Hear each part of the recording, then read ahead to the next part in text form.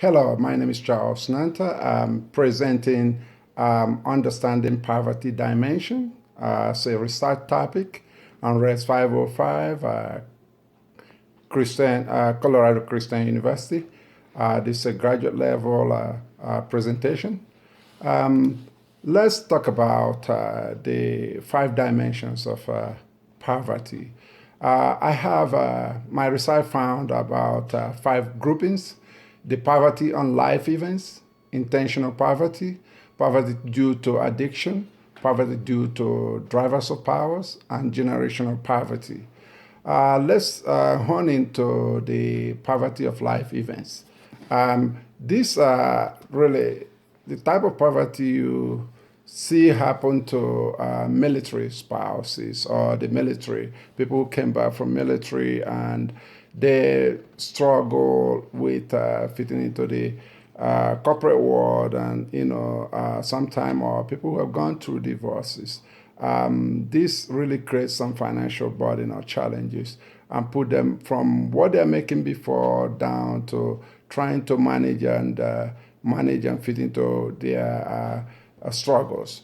And then we talk about intentional poverty and poverty due to addiction. Poverty due to addiction is, people who really got into some addictive habit and, like drugs or certain meth, problem. You can see people on the side street trying to, beg for money, but, they seems not to have the capacity to pull themselves out of that, even when they get help.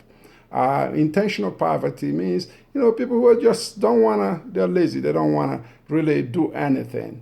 Poverty due to drivers of powers, situation where the policies or, the policies like during segregation where, people are bossed in and it really, can affect the way you see things and or you don't have the economic power to get through that.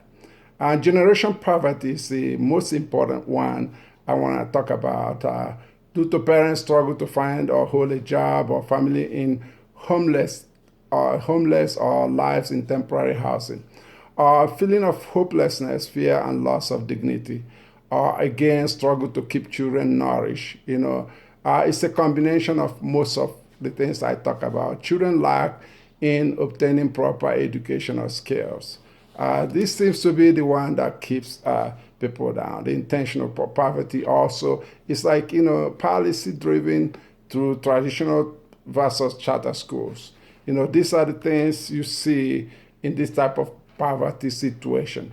Well, there are major theories, several, and I can tell you most of them I found out in my research are flawed. We have the individualistic theory of poverty and the structural theories of poverty. You look at the biogenic theory or the human capital theory or cultural theory, which are individualistic in nature. And then we look at the general structural theories, which are the Maxim theories and then the restricted opportunity theories. These theories are really, I say, they are intentional and they seems to me to be flawed due to, you can cross path, with the type of poverty dimension. So this theory doesn't really pull people up. It kind of narrow people down to a particular type of poverty. So, like in biogenic, it talks about intelligent and inherited cognitive actions, or better predict financial or income or job performance among others. It looks like it's inherited.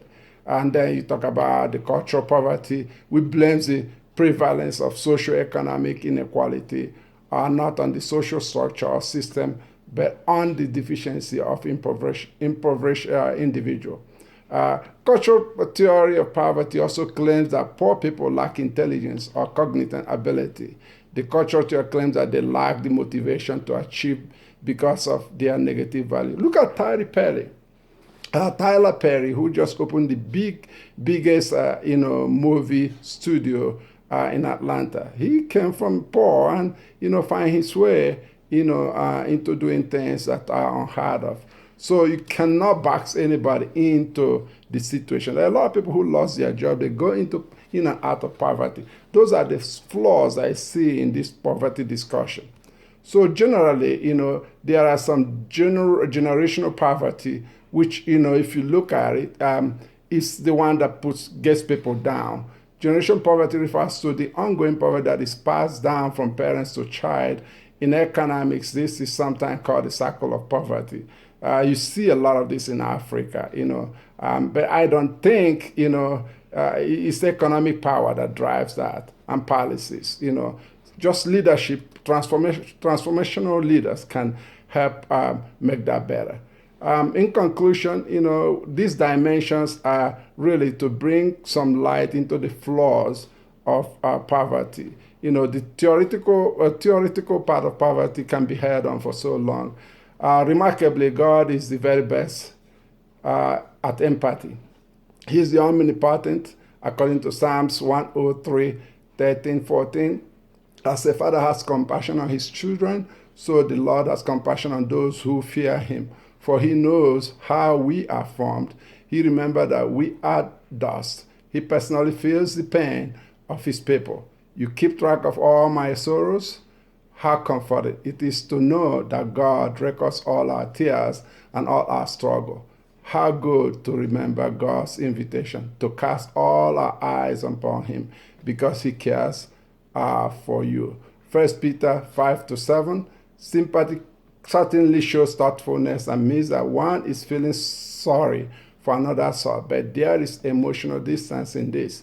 I have also seen sympathy given for so long that it transforms itself slowly into apathy, a lack of concern, interest, or care.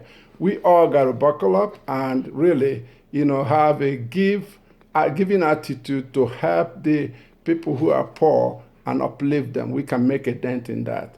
This is a journey that I found very passionate on my own, having, trying to build a charity to, alleviate the situation and make an impact in my community. Thank you very much. I do appreciate you listening. Again, this is Charles. Hopefully you found this information interesting. Thank you. Bye-bye.